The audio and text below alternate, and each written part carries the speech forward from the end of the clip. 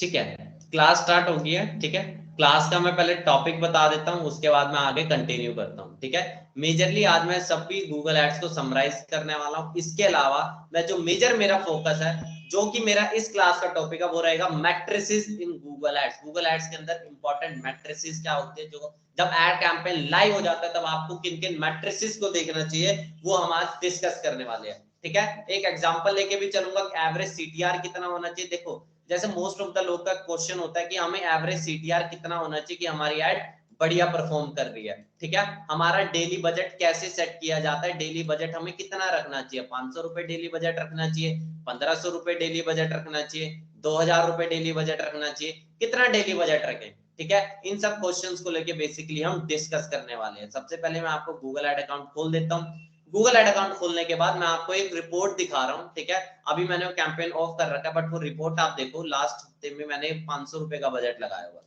ठीक है, कैंपेन की रिपोर्ट क्या बोलते हैं, यहाँ पे मुझे एवरेज सीटीआर, एक मैंने कैंपेन चलाया हुआ था, एवरेज सीटीआर मुझे 22% का दिख रहा है। ठीक है, गूगल एड में, स्टैंडर्ड गूगल एड में कैंपेन में बोला जाता है क्या, अगर आपका सीटीआर, क्या सीटीआर, अगर आपका, मैं आपको एवरेज बता रहा हूँ जो कि मोस्ट लोग बोलते हैं 10% के आसपास है, तो आपकी एड बहुत बढ़िया परफॉर्म कर रही है। 10% के आसपास है, वैसे तो बोला जाता है 5% आपका है तो बढ़िया है, मैं लेकिन बोलूंगा 10% का अगर आपका है तो भाई बहुत बढ़िया आप चल रहे हो, ठीक ठाक आप चल रहे हो। एवरेज सीटीआर इतना तो होना ही चाहिए। अगर 10% भी नहीं है, अगर आपका सीटीआर 10% भी नहीं है, तो भाई आपको कुछ ना कुछ चेंजेस करने की जरूरत है। अपने हेडलाइन में, डिस्क्रिप्शन में आपको एड कॉपीज में चेंज करने की जरूरत है, लेकिन 10% से ऊपर तो होना ही चाहिए। ठीक है, बट मैं ये कहूंगा जो भी स्टैंडर्ड तरीका मैंने बताया, अगर आप उन सारे स्टैंडर्ड तरीकों को फॉलो करते हो तो आपका सीटीआर 15, 20, 25% आना कोई बड़ी बात नहीं है।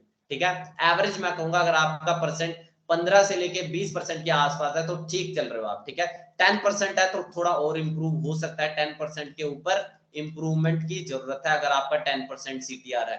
ठीक है, लेकिन एवरेज मैं बोलूंगा 15-20% तो आप आराम से ला सकते हो अगर आप एक अच्छा करते हो। ठीक है, 512 इंप्रेशन में 113 क्लिक्स आ गया, तो मतलब सफिशिएंट है। 22% का सीटीआर है, कहीं कहीं दिन मेरा 24 से लेके ज्यादा भी गया हुआ। ठीक है, तो ये है कि आपका एवरेज सीटीआर इतना तो रहना ही चाहिए, 15 के ऊपर। ठीक है, 15 के ऊपर। स्टैंडर्ड क्या है, 10 से ऊपर रहेगा तो लोग बढ़िया मानेंगे, बट मेरा क्या है, 15% से ऊपर आपको सीटीआर की कोशिश करनी चाहिए। ठीक है, 15 ही स्टैंडर्ड नहीं होना चाहिए। ठीक है, पहली बात ये मैं सर्च एड के रिस्पेक्ट में बात कर रहा हूं, किसके रिस्पेक्ट में, सर्च एड के रिस्पेक्ट में। अगर यही कोई डिस्प्ले एड होती, क्या डिस्प्ले एड होती, तब आपका सीटीआर बहुत डाउन जाता है। सीटीआर आपका हो सकता है 1% ही हो, क्या 1% ही हो सकता है सीटीआर आपका 0.7% हो सकता है, क्योंकि डिस्प्ले एड्स का सीटीआर बहुत कम होता है। भाई कम क्यों होता है, एक चीज समझो, एक चीज सिंपल है भाई, आप दूसरों की वेबसाइट्स को स्क्रॉल कर रहे हो, क्या आप दूसरे की वेबसाइट को स्क्रॉल कर रहे हो, पढ़ रहे हो, मतलब दूसरे की वेबसाइट को पढ़ रहे हो, दूसरे की वेबसाइट को पढ़ रहे हो। ठीक है, वेबसाइट को पढ़ रहे हो, सिंपल सी बात है। तो भाई उसमें ये कहा गया, वेबसाइट को पढ़ रहे हो, वहां बंदा सर्च करके तो नहीं जा रहा, बंदे को रिक्वायरमेंट नहीं है। आप अपने आप उसे किसके बेस पे दिखा रहे हो, आप उसे एफिनिटी के बेसिस पर दिखा रहे हो, आप उसके डेमोग्राफिक्स के बेसिस पर दिखा रहे हो, आप उसके, अगर आप प्लेसमेंट को टारगेट कर रहे हो, मतलब जो भी टारगेटिंग के ऑप्शन है उसके बेसिस पर दिखा रहे हो। इससे ये तो जस्टिफाई नहीं होता कि बंदा को नीड ही है, क्या बंदे को नीड है, तो जाहिर सी बात है यहाँ पे कौन सी स्ट्रेटेजी, यहाँ पे मेजरली क्या, तो यहाँ पे सीटीआर तो कम होना ही होना है। ठीक है, same like Facebook ad, Facebook ad में भी हम क्या करते हैं, फेसबुक एड में भी हम ऑडियंस को टारगेट मारते हैं, हम इंटरेस्ट, डेमोग्राफिक्स और बिहेवियर को टारगेट मारते हैं। जहां पर भी हम ये टारगेटिंग या ऑडियंस टारगेटिंग की बात आ जाते हैं, जहां पे हम इंटरेस्ट, डेमोग्राफिक, बिहेवियर इस टाइप के ऑडियंस को टारगेट मारते हैं, तो सिंपल सी बात है वहां सीटीआर कम होना ही होना है। ठीक है, गूगल के सर्च एड में क्या, सर्च एड में एवरेज सीटीआर आपका मैं कितना बढ़िया होना चाहिए, 15% मेरा आ रहा है तो ठीक है, मतलब मेरे हिसाब से 10% भी आ रहा है तो बढ़िया, लेकिन इंप्रूवमेंट की इंप्रूवमेंट चाहिए, मतलब अगर 10% आ रहा, 15 से 20% ठीक जा रहा। ठीक है, ये है। डिस्प्ले एड्स में डेफिनेटली सी बात है भाई सीटीआर कम ही होने वाला है। ठीक है, डिस्प्ले एड्स में भी डिपेंड करेगा आपकी ऑडियंस कैसी है। अगर आपकी कोल्ड ऑडियंस है, क्या अगर आपकी कोल्ड ऑडियंस है डिस्प्ले एड में, मतलब कि ठंडी ऑडियंस जो आपके बिजनेस से आज तक भी इंटरेक्ट नहीं किया, बिजनेस से एक बार भी इंटरेक्शन नहीं है, ठीक है, इंटरेक्शन नहीं है, तो जाहिर सी बात है वहां पे सीटीआर बहुत कम मिलेगा, हो सकता है 0.5 मिले, हो सकता है 0.7 मिले, ठीक है। वही लेकिन अगर मैं कहूँ रीमार्केटिंग ऑडियंस की, क्या रीमार्केटिंग ऑडियंस की, हो सकता है वहां पे आपको सीटीआर 1% का मिल जाए, 2% का मिल जाए, ठीक है। इतना मतलब इतना मिल रहा है तो ठीक माना जाएगा, 5% तक तुम ठीक है, ठीक है। इससे ऊपर बहुत कम होते हैं, मैंने एवरेज 3-4% तो निकाले हुए हैं, ठीक है। इसलिए मैं कहूंगा ये आप देख सकते हो। दूसरा ये इस बात पर भी डिपेंड करेगा डिस्प्ले एड्स में, आपका क्रिएटिव जो आप इमेज दिखा रहे हो लोगों को, क्रिएटिव वो कितना अट्रैक्टिव है, क्या वो कितना अट्रैक्टिव है, उसमें कॉल टू एक्शंस, उसमें जो भी मतलब हेडलाइंस लिखी हुई है, जो भी उसमें मतलब एलिमेंट लिखा हुआ है, क्या वो लोगों को अट्रैक्ट कर रहा है, ठीक है। ये सब इस बात पे डिपेंड करेगा, ठीक है। तो मेजरली मैं आपको एक चीज कहूंगा, चाहे कोई भी ऐड चला रहे हो, टेस्टिंग इज वेरी इंपॉर्टेंट, ठीक है। चाहे आप डिस्प्ले ऐड चला रहे हो, ठीक है, चाहे आप अपनी सर्च ऐड चला रहे हो, ठीक है, सर्च ऐड चला रहे हो, चाहे आप अपनी वीडियो ऐड चला रहे हो, कोई भी ऐड आप चला रहे हो, याद रखना one of the most important aspect है किसी भी ऐड प्लेटफॉर्म का, क्या, टेस्टिंग। आपको हमेशा टेस्टिंग करते रहनी पड़ेगी। टेस्टिंग किस बात की, टेस्टिंग कई चीजों की हो सकती है, जैसे कि सर्च ऐड के रिस्पेक्ट में बात करते हैं, और दूसरा बात करते हैं किसके रिस्पेक्ट में, हम वीडियो या डिस्प्ले एड्स के रिस्पेक्ट में, ठीक है। सर्च ऐड में आपकी किसकी टेस्टिंग होनी चाहिए, एड ग्रुप्स की टेस्टिंग होनी चाहिए, मल्टीपल आप एड ग्रुप्स बनाओ, ठीक है। कीवर्ड थीमिंग वाला जो भी कंसेप्ट है उसको यूज, मल्टीपल एड ग्रुप्स की आप टेस्टिंग करो, मल्टीपल एड्स लगाओ, क्या एड कॉपीज जो है मल्टीपल बनाओ, ठीक है, इसकी आप टेस्टिंग कर सकते हो। डिस्प्ले ऐड या वीडियो ऐड में आप ऑडियंस टारगेटिंग, 80 मैं लिख रहा हूं ऑडियंस टारगेटिंग को, ऑडियंस टारगेटिंग के अलग अलग आप ग्रुप्स बनाओ, किसके बेसिस पे, कीवर्ड्स के बेस पे आप लोगों को टारगेट बनाओ, कीवर्ड्स के बेस पे इसका एक ऑडियंस सेट बनाओ, एक बना दो प्लेसमेंट के बेस पे, मतलब कि जो बंदे इस वेबसाइट को विजिट किए हुए, जो बंदे इस यूट्यूब चैनल पे वीडियो देखे हुए उन उन्हीं बंदों को टारगेट मार, ठीक है। सभी का सेपरेट करो, ऐसा नहीं कि कीवर्ड्स के लेवल की टारगेटिंग एक में ही होगी, प्लेसमेंट की टारगेटिंग भी होगी, डेमोग्राफी भी, सभी कुछ एक ऑडियंस सेट में रख दिया, ठीक है। सभी कुछ एक ऑडियंस सेट में नहीं रखना होता, खिचड़ी नहीं बनानी होती, बस ये याद रखना, ठीक है। सभी को सेग्रीगेट करके रखना ताकि आप टेस्टिंग कर सको, कौन सा ऑडियंस बढ़िया परफॉर्म कर रही है, लिख लेना ये पॉइंट अपनी डायरी में, कौन सी ऑडियंस बढ़िया परफॉर्म कर रही है। इसके लिए मोस्ट इंपोर्टेंट चीज क्या है, टेस्टिंग। आपको ऑडियंसेस के साथ टेस्टिंग करनी है, आपको सर्च ऐड में अलग अलग एड ग्रुप्स के साथ टेस्टिंग करो, आपको अलग अलग एड्स के साथ टेस्टिंग करो, मल्टीपल एड कॉपीज बनाओ, ठीक है, ताकि आप टेस्टिंग को, मैं कर रहा हूं टेस्टिंग को करो। वीडियो के केस में क्या, यूट्यूब के केस में, यूट्यूब के केस में अलग अलग वीडियोस को करो, ठीक है। यूट्यूब के केस में अलग अलग वीडियोस को ट्राई करो, बिल्कुल कर सकते हो, ठीक है। ये क्या होगी, यहाँ पे आपकी टेस्टिंग मोस्ट इंपॉर्टेंट है। इसके बाद जो इंपॉर्टेंट पॉइंट जो हमारा आता है यहाँ पे, ठीक है, ऑप्टिमाइजेशन, यहाँ पे जो इंपॉर्टेंट मैट्रिक्स है मैं आप उनको डिस्कस करता हूँ। इंप्रेशंस, डेफिनेटली जब आता है आपको इंप्रेशंस एंड क्लिक, आपको देखना पड़ेगा कितने क्लिक्स आ रहे हैं, ठीक है, ये आ जाता है। इसके बाद एवरेज सीपीसी कितना कट रहा है, ठीक है। मैंने कहा था बिड एडजस्टमेंट नाम की मैंने एक चीज कही थी, क्या, बिड एडजस्टमेंट, ठीक है। बिड एडजस्टमेंट क्या, मैंने कहा था एक साथ अगर कहीं पे दिखा रहा है टॉप ऑफ द किसी कीवर्ड पे, मान लो एक कीवर्ड है, क्या, एक कीवर्ड है, मान लो एक packers and mover services in Delhi, packers and mover services in Delhi, मैं ऐसे ही लिख रहा हूं PMK, मतलब कुछ भी समझ लो, मतलब पैकर्स एंड मूवर्स एक कीवर्ड है, ठीक है। मैं अभी ठीक से, मेरे पास व्हाइट बोर्ड नहीं है तो इसलिए मैं ऐसे ही लिख रहा हूं, ठीक है। कहने का मतलब क्या, बिड एडजस्टमेंट में एक एग्जांपल देके चल रहा हूं, एक मेरा एड ग्रुप है जिसके अंदर एक कीवर्ड है, क्या, एक एड ग्रुप पे मैंने मैक्सिमाइज क्लिक की स्ट्रेटेजी लगा रखी है, क्या, मैक्सिमाइज क्लिक्स, मैं पहले स्टार्टिंग में मैंने कहा था मैक्सिमाइज क्लिक्स पे रहेगी एड, ठीक है, मैक्सिमाइज क्लिक्स पे रहेगी। तो मैंने क्या कहा था स्टार्टिंग में, अगर top of the page of keyword आपको कितना दिखा रहा हो, बिड 20 रुपए दिखा रहा हो, 40 रुपए दिखा रहा हो। दोबारा से मुझे लगता है कंसेप्ट आपको समझ नहीं आएगा जिस तरीके से मैं समझा रहा हूँ, दोबारा से मैं समझा रहा हूँ। बिड एडजस्टमेंट से मेरा कहने का क्या मतलब है, बिड एडजस्टमेंट से मेरे कहने का एक सिंपल सा मतलब है, बिड एडजस्टमेंट, मैं ये कहना चाहता हूं कि मान लो आप कीवर्ड प्लानर पे जब रिसर्च कर रहे हो, ठीक है, रिसर्च कर रहे हो, आपको बहुत सारे कीवर्ड्स आपको मिलेंगे, मान लो packers and mover services in Delhi, मैं PMSD ये लिख रहा हूं, packers and mover services in Delhi, ये मेरा कीवर्ड है। इस टाइप के मल्टीपल कीवर्ड्स है जो कि मेरे एक एड ग्रुप में है, ठीक है, एड ग्रुप में इन कीवर्ड्स पे टॉप ऑफ द बिड आपको जो दिखा रहा है, एवरेज मैं बता रहा हूँ 10-12 कीवर्ड होंगे, ठीक है, 10-12 कीवर्ड को, क्योंकि एक एड ग्रुप में लेना 12 से 15 कीवर्ड को, ठीक है, तो मैं क्या करूंगा, एवरेज जो मुझे दिखा रहा है top of the page and top of the page low bid, ठीक है, top of the page low bid, low bid कितने दिखा रहा है, लो बिड आपको दिखा रहा है 20 से लेके 40 रुपए, मतलब कुछ कीवर्ड 20 रुपए के है, कुछ कीवर्ड 40 रुपए, कुछ 35 के, एवरेज मैं बता रहा हूँ इस रेंज में। Top of the page keyword, ठीक है, टॉप ऑफ द पेज पे जो कीवर्ड उन पे हायर बिड जितने भी लगे हैं, ठीक है, वो मैं आपको बता रहा हूं, उन पे हायर बिड मान लो 160 से 200 रुपए लगे हुए हैं, ठीक है, 160 से 200 कीवर्ड। यहाँ पे कीवर्ड प्लानर में जब भी आप रिसर्च करते हो, यहाँ पे आपने देखा होगा top of the page keyword bid low and bid high range ऐसा लिखा होता है, ठीक है, लो की रेंज में आपको बता रहा हूँ 20 से 40, ठीक है, जो कीवर्ड फॉल करते हो 20 से लेकर 40 में है, ठीक है, और जो एकदम हायर बिड को करते हैं जो टॉप ऑफ द पेज में, उनके कीवर्ड की बिडिंग कितनी जा रही है 160 से 200।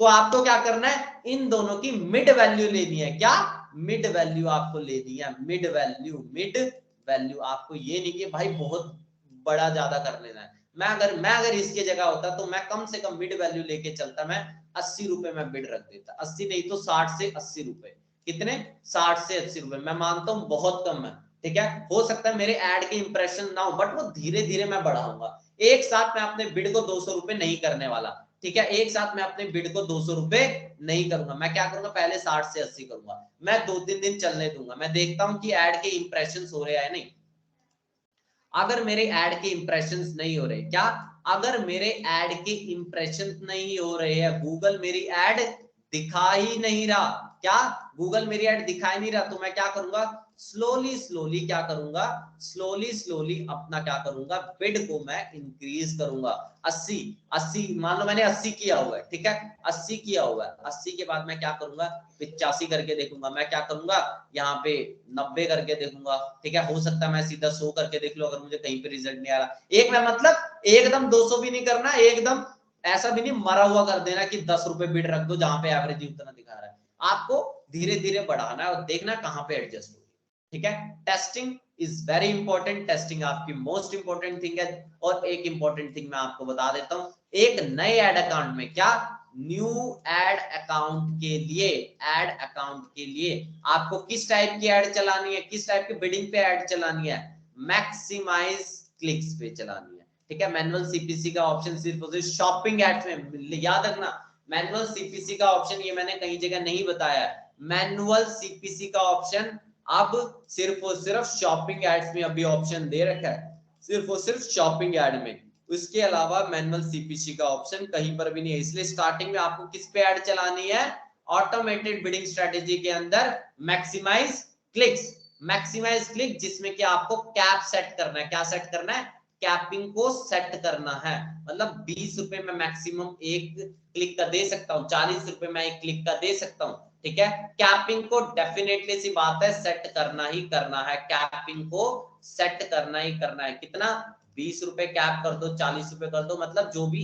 एवरेज आपके निकल के आ रहा है, जैसे मैंने कहा मैं पहले कितना करूंगा कैप, 80 रुपए करूंगा, फिर क्या करूंगा 90 रुपए कर दूंगा, इस तरह से मैं स्लोली स्लोली करूंगा, ठीक है, स्टार्टिंग में किस पे ऐड चलानी है, मैक्सिमाइज क्लिक्स पे, उसके बाद जब कुछ कन्वर्जन्स आने लग जाए, क्या, जब कुछ कन्वर्जन्स आने लग जाए, 30-40 कन्वर्जन्स हो जाए, तब आप किस पे शिफ्ट कर दो, आप दूसरे बिडिंग स्ट्रेटेजी को वहां पे जा सकते, ठीक है, मोस्ट इंपोर्टेंट चीज है। अब आते हैं मैट्रिसेस पे, क्या, मैट्रिसेस पे, जैसे यहाँ पे आपको जो मैट्रिक्स आपको इंपॉर्टेंट, मैट्रिक्स के साथ खेलना कैसे होता है मैं आपको बता, कॉलम्स के अंदर जाओ, ठीक है, कॉलम्स के अंदर जाओगे, यहाँ पे जाओ मॉडिफाई कॉलम्स के अंदर कस्टम कॉलम्स, ठीक है, आपको यहाँ से ये पता चलेगा कि गूगल आपको क्या क्या चीजें दे रहा है, गूगल आपको हर चीज की रिपोर्ट दे रहा है, कुछ होते हैं रिकमेंडेड कॉलम जो कि गूगल कहता है आप वो चीज यू, मतलब वो चीज आपके सेट होनी चाहिए, इसके अलावा कई कॉलम्स ऐसे हैं जो परफॉर्मेंस के अंदर, क्लिक्स, कॉस्ट,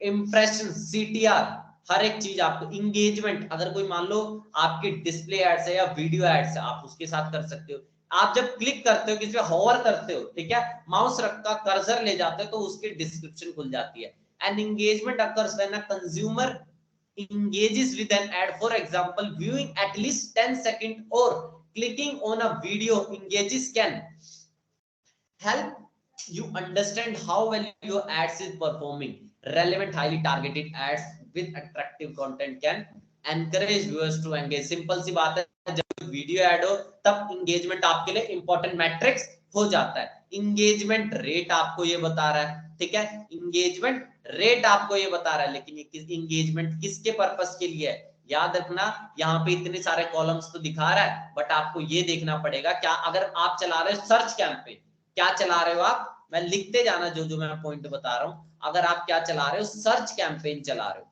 क्या सर्च कैंपेन के लिए वीडियो के मैट्रिक्स इंपॉर्टेंट है? सर्च कैंपेन के लिए वीडियो के मैट्रिक्स जैसे कि इंगेजमेंट का इंपॉर्टेंट है सर्च कैंपेन में? नहीं, ठीक है। जैसे सर्च कैंपेन में क्या कई सारे ऐसे है जो नहीं, व्यू रेट का क्या मतलब है? सर्च कैंपेन में आप एक सर्च कैंपेन चला रहे हो, व्यू रेट पे जब आप क्या करते हो, होवर करते हो, आपको इसका डिस्क्रिप्शन भी दिख जाएगा, आप इसको पढ़िए, ठीक है। मैं यहाँ पे जाता हूँ वीडियो प्लेट। जैसे आप मान लो कोई वीडियो ऐड चला रहे हो, क्या चला रहे हो आप? वीडियो ऐड चला रहे हो। अब जिस बंदे ने वीडियो 25% देखी, 50% देखी, 75% देखी, 100% देखी, उसके बारे में ये क्या है? मैट्रिक्स है। गूगल अपने आप कैलकुलेट करके दिखाएगा। जैसे आपको यहाँ पे मैंने सर्च ऐड के लिए कैंपेन चलाया था, यहाँ पे मैट्रिक्स दिख रहे हो ना, कितने लोग इंप्रेशन कर रहे, कितने क्लिक कर रहे, कितने लोग क्या कर रहे हैं, इंटरेक्शन रेट, ये सब वो सब दिखा रहा है। तो ऐसे ही आप यहाँ कॉलम्स के अंदर मॉडिफाई कॉलम्स पे आप जाओगे, ठीक है, कस्टम कॉलम्स पे आप जाओगे, आपको वो सारे दिख जाएंगे। अब आपको पता है एक वीडियो ऐड में कौन बंदा कितने सेकंड वीडियो वॉच कर रहा है, उसका आपके पास एक क्या होना चाहिए? रिपोर्ट्स होना चाहिए। तो उसमें आप क्या करो, वीडियो प्लेड वाले जो मैट्रिक्स है उसको सेलेक्ट कर दो, परफॉर्मेंस के अंदर जाओ और वीडियो प्लेड, क्या video played to measure the percentage of viewer who watch the video to the point. मतलब जिस बंदे ने आपकी वीडियो 25% तक देखी, 50% तक देखी, 75 तक देखी, 100%, ऐसे कितने लोग हैं, ठीक है, ऐसे कितने लोग हैं, वो सब आप कर सकते हो। और यहाँ पे एग्जांपल से बता रखा, आप ये चीज आप पढ़ोगे तो और ज्यादा तरीके से समझ आएगा। जितने भी ऑप्शन है यहाँ पे देखो, जितने भी आपको ऑप्शन देख रहे सभी के बाद एक बार होवर करके देखो, यहाँ पे पढ़ के देखो, हर एक चीज का डिस्क्रिप्शन पढ़ो, आपको अपने आप पता चल जाएगा कि ये कौन से एड फॉर्मेट के साथ ये होना चाहिए, ठीक है। जैसे रिकमेंडेड कॉलम्स के अंदर कुछ, एक रिकमेंडेड कॉलम्स के अंदर यहाँ पे आपको कुछ एक मैं चीजें दिखाता हूं, ठीक है।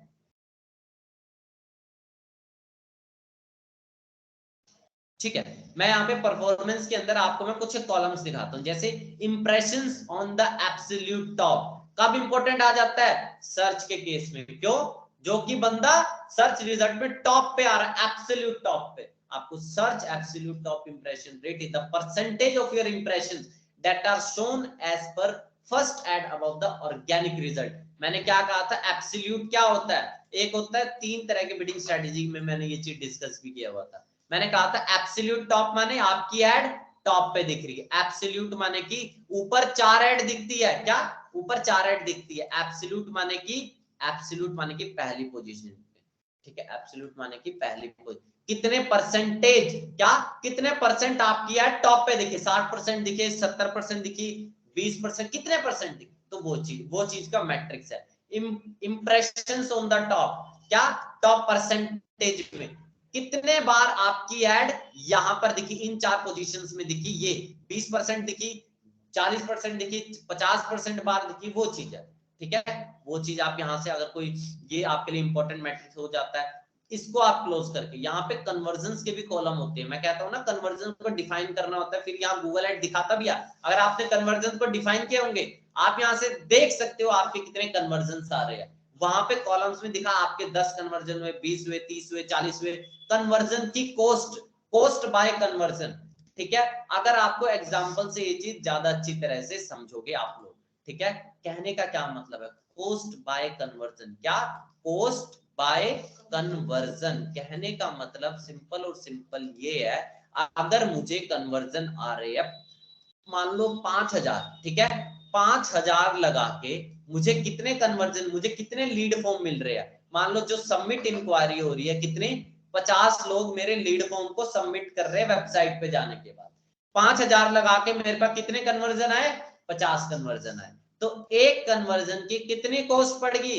यहाँ से गणित को डिवाइड करोगे आपको पता चल जाएगा कितनी, 100 रुपए कन्वर्जन मुझे पड़ रहा है, कितना, 100 रुपए। ये चीज आपको कैलकुलेट करने की जरूरत नहीं है, आपको सिर्फ इसे टिक कर दो, गूगल एड वहां कॉलम्स के मैट्रिक्स में इसे दिखा देगा।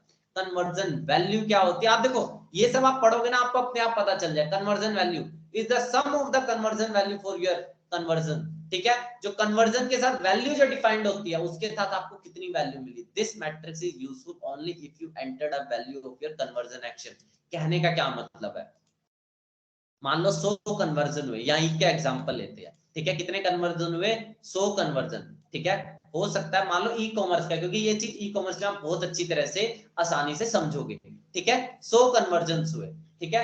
अब कुछ कन्वर्जन क्या हो सकते हैं, एक कन्वर्जन आपको 50 रुपए का फायदा दे, एक कन्वर्जन आपको 100 रुपए का फायदा, कितने का फायदा, आप कन्वर्जन के साथ कन्वर्जन वैल्यू डिफाइन करने का ऑप्शन आता है, ठीक है।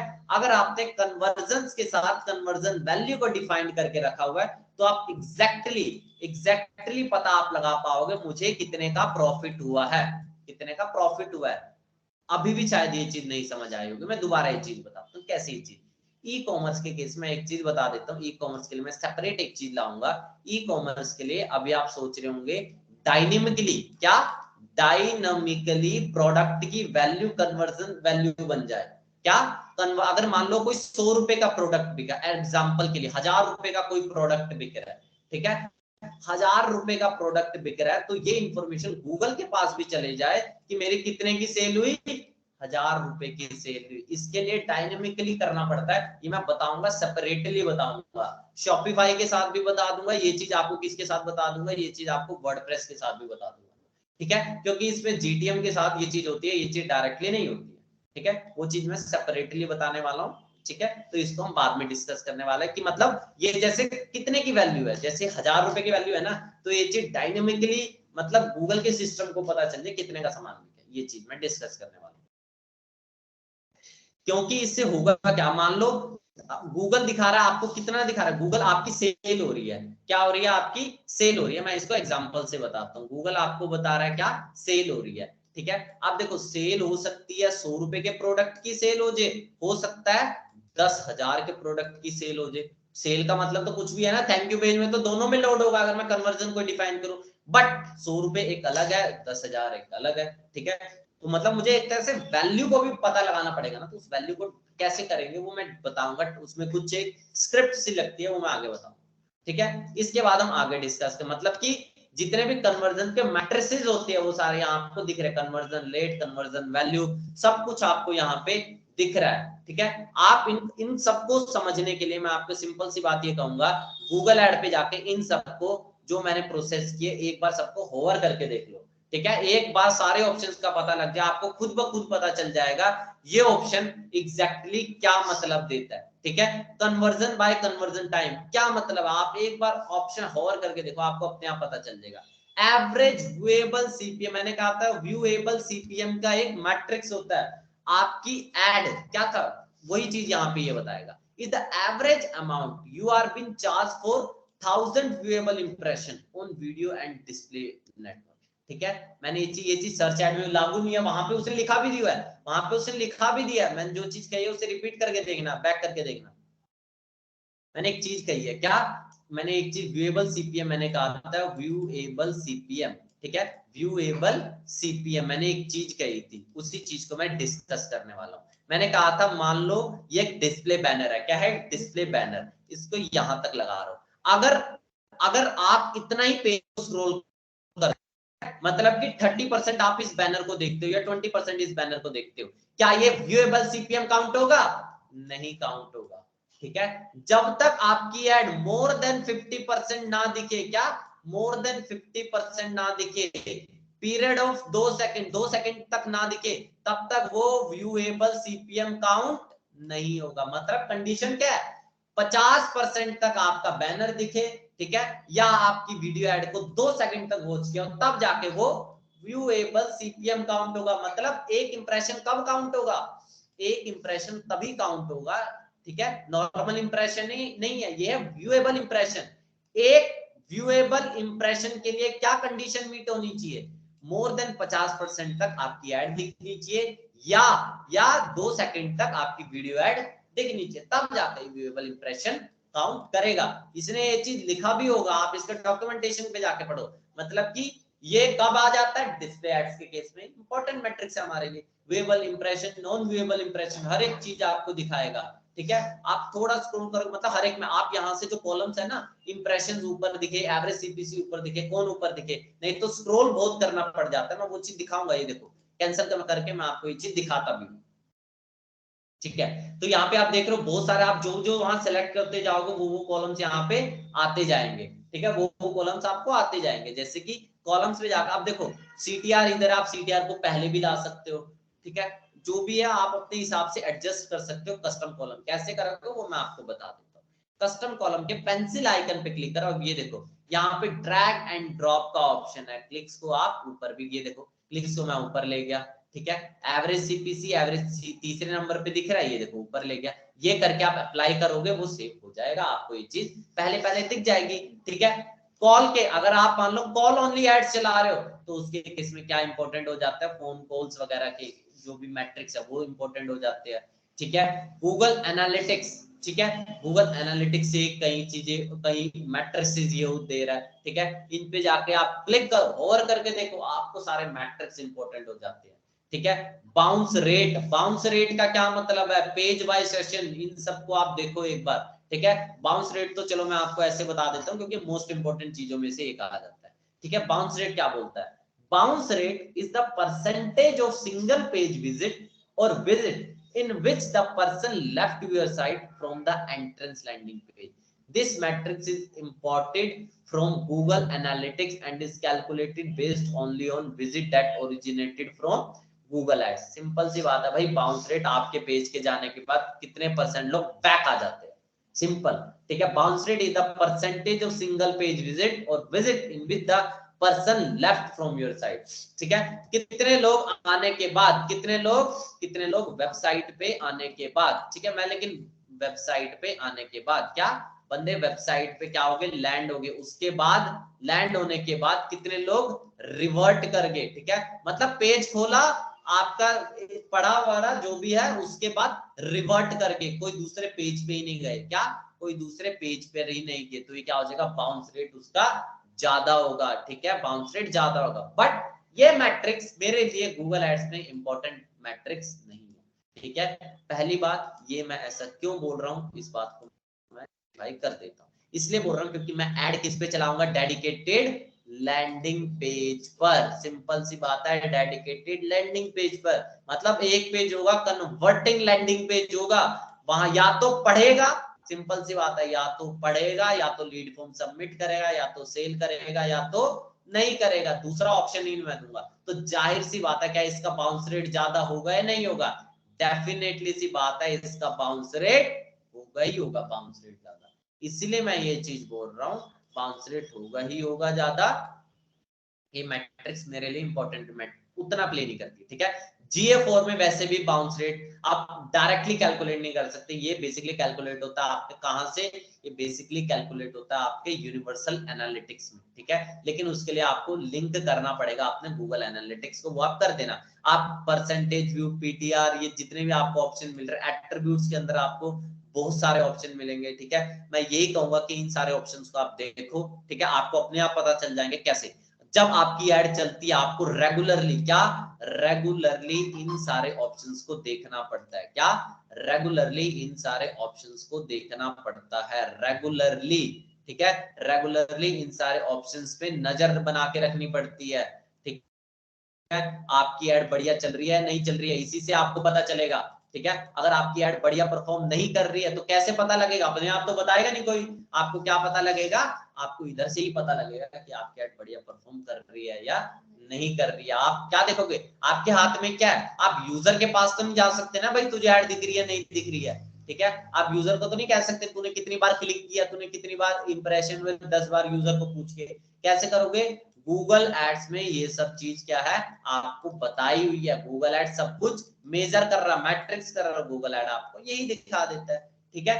एक इंपॉर्टेंट चीज, मतलब मैट्रिक्स आपको देखना पड़ता है, मेजर करना पड़ता है, और डिसीजंस आपके आने वाली एड कैसी होगी, आप आगे आने वाली एड कैसी चलाओगे, कौन सा एड फॉर्मेट आप चलाओगे, किस तरह के आप स्ट्रेटेजीज बनाओगे, क्योंकि स्ट्रेटेजी मैंने वही बताया, strategy day to day changes होंगी, स्ट्रेटेजी हो सकता है आज आपने कोई और स्ट्रेटेजी बनाई, कल आपको स्ट्रेटेजी चेंज करनी पड़ेगी, ठीक है, क्योंकि आपकी वो स्ट्रेटेजी परफॉर्म नहीं की है। क्योंकि कोई भी ऐसा फिक्स फॉर्मेट है, अगर कोई यार 10 साल का एक्सपर्ट भी बोल देना कि ये स्ट्रेटेजी बन जाएगी, तो ऐसा कोई फिक्स नहीं है भाई। आने वाले टाइम, क्योंकि ये यूजर, आप यूजर को कैसे पकड़ सकते हो? यूजर एक, गूगल के पास क्या है? डेटा है। क्या गूगल के पास पुराना डेटा है, प्रीवियस डेटा है, गूगल उसी के हिसाब से तो बताएगा। ठीक है, अब कोई बंदा आके कोई नई चीज कर लेता है तो कोई मतलब वो नहीं है ना। ठीक है, तो इसीलिए ये चीज आपको टेस्ट करनी पड़ती है, आपको रेगुलरली देखना। ऐसा नहीं है कि एक बार चलाओ सो जाओ, ठीक है, ऐड चल गई भाई सो जाओ, ऐसा नहीं करना होता है। स्ट्रैटेजीज बनती है, बिगड़ती है, सब कुछ होता है, आपको टेस्ट करना पड़ेगा। ठीक है, नेक्स्ट इंपॉर्टेंट पॉइंट हमारा क्या आ जाता है, ये तो हमने डिस्कस कर लिया। अब हमारा जो नेक्स्ट इंपॉर्टेंट पॉइंट आ जाता है, ad preview and diagnosis tool. ठीक है, डिटेल में मैंने एक पॉइंट बता रखा है, फिर से एक बार बता देता हूं, एड प्रीव्यू एंड डायग्नोसिस। ठीक है, एड प्रीव्यू एंड डायग्नोसिस। ठीक है, आपकी एड, क्या आपकी एड लोगों को दिख रही है या नहीं दिख रही है, लोगों को दिख रही है या नहीं दिख रही है। ठीक है, कैसे पता लगाओगे? ठीक है, इसके लिए आप गूगल पे जाके सर्च तो कैसे करोगे? ठीक है, सर्च आपने मान लो कर भी लिया, आप दिल्ली में ऐड चला रहे हो और दिल्ली में बैठे तब तो सही है। ठीक है, लेकिन आप चला रहे हो कहाँ? आप चला रहे हो पंजाब में ऐड चला रहे हो, आप चला रहे हो झारखंड में, आप ऐड चला रहे हो कहाँ? पंजाब में चला रहे हो, झारखंड में चला रहे हो, तब आप वहां जाके बैठोगे, क्योंकि गूगल के रिजल्ट लोकेशन स्पेसिफिक भी होते। मैंने ये चीज कही थी आप नहीं भाई, ये बहुत गलत प्रैक्टिस है। अगर आपको मान लो ऐड दिख भी रही है, ठीक है, अगर आपको सर्च करके ऐड दिख भी रही है और आप वहां पे क्लिक नहीं करते, एक तरह से नेगेटिव इंप्रेशन तो काउंट हो रहा है, वो भी गूगल के सिस्टम को जा रहा है कि भाई ये इंप्रेशन हो रहे हैं, क्या इंप्रेशन हो रहे हैं, बट क्लिक्स नहीं हो रहे, आपका सीटीआर तो डाउन होगा, एक्सपेक्टेड सीटीआर हो सकता है, आपको क्वालिटी स्कोर डाउन हो जाए, बट इतना असर नहीं पड़ता है। क्या इतना असर नहीं पड़ता है, लेकिन फिर भी एक तरह से नेगेटिव मैट्रिक्स तो है ही है। तो गूगल ऐड ने क्या कर रखा, आपकी ऐड दिख रही है या नहीं दिख रही है, गूगल ने उसके लिए टूल्स एंड सेटिंग्स के अंदर एड प्रीव्यू एंड डायग्नोसिस का टूल दिया, under planning ad preview and diagnosis का टूल दिया। इस टूल के माध्यम से आप ये पता लगा सकते हो आपकी एड को पर्टिकुलर कीवर्ड पे, पर्टिकुलर लोकेशन पे आपकी एड दिख रही है या नहीं दिख रही है।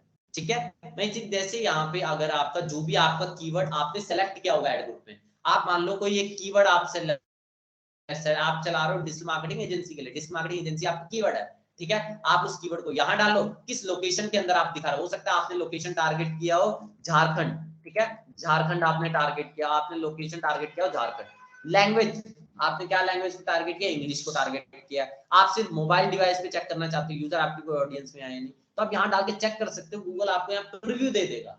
ठीक है, गूगल आपको यहाँ पे दिखा देगा, मैं यहाँ पे कुछ दिखा नहीं सकता हूँ, कुछ क्लाइंट्स के मतलब ऐसे एड्स को दिखा नहीं सकते हैं। ठीक है, तो इसलिए मैं यहाँ पे दिखाऊंगा नहीं, बट आप ये समझ सकते हो कि आप यहाँ पे डालोगे, कीवर्ड को डालना है, लोकेशन को डालो, लैंग्वेज को डालो, डिवाइस को डालो, आपको यहाँ पे क्या दिख जाएगी? एड दिख जाएगी, एड का प्रीव्यू दिख जाएगा। ठीक है, आपकी एड दिख रही है या नहीं दिख रही है? क्या आपकी एड दिख रही है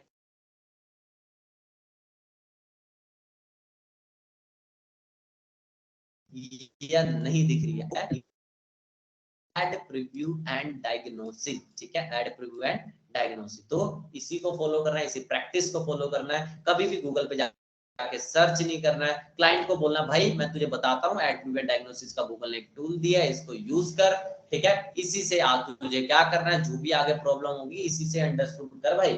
ठीक है, मैं तुझे ये सब एक्सेस बता रहा हूँ, एक्सेस मैं तुझे दे रहा हूँ, वहां से देख ले। ठीक है, सर्च करने की कोई जरूरत नहीं है। ठीक है, तो ये रहा, हमने क्या डिस्कस कर लिया कि जब भी आप कोई एड कैंपेन बनाते हो, क्या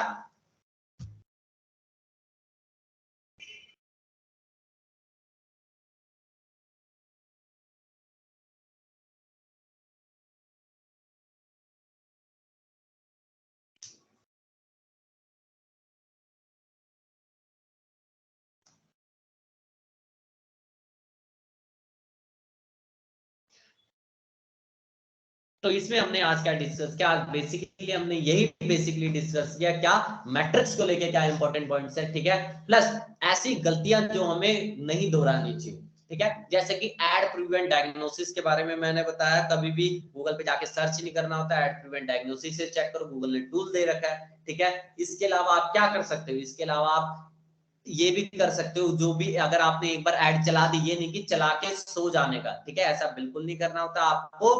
डेली मैट्रिसेस को चेक करना होता है, कन्वर्जन आ रहे हैं नहीं आ रहे हैं, क्या मेरी एड बढ़िया परफॉर्म हो रही है, इंप्रेशंस हो रही है नहीं, और बिट एडजस्टमेंट को देखना पड़ता है, ठीक है। मोस्ट इंपॉर्टेंट पॉइंट है, आपको डेली के डेली क्या, आपको डेली के डेली एड का ऑप्टिमाइजेशन करना पड़ता है, इसे बोलते हैं एड ऑप्टिमाइजेशन, ठीक है। एड ऑप्टिमाइजेशन ये आपको डेली करना पड़ेगा, एक बार चला के सोना नहीं होता है। एड का ऑप्टिमाइजेशन रेगुलरली आपको देखना पड़ेगा, जो गलतियां और एक नई स्ट्रेटेजी बनानी पड़ेगी, ठीक है। स्ट्रेटेजी हो सकता है जो आपने पहली बार बनाई थी वो स्ट्रेटेजी वर्क ना करे तो एक नई स्ट्रेटेजी बनाओ, प्लान बी बना के रखो, ठीक है। टेस्टिंग को मैं कहूंगा जितने हो सके ज्यादा टेस्टिंग करो, क्या टेस्टिंग करो, एड ग्रुप्स की टेस्टिंग करो, आप कीवर्ड्स की टेस्टिंग करो, एड्स की टेस्टिंग करो, ऑडियंसेस की टेस्टिंग करो, अगर डिस्प्ले एड्स में बैनर की टेस्टिंग करो, वीडियो एड में वीडियोस की टेस्टिंग करो, टेस्टिंग करनी ही करनी है, ठीक है। तो मोस्ट इंपोर्टेंट पॉइंट्स है, इन सबको फॉलो करो, फिर भी कोई डाउट हो तो आप पूछ सकते हो, ठीक है।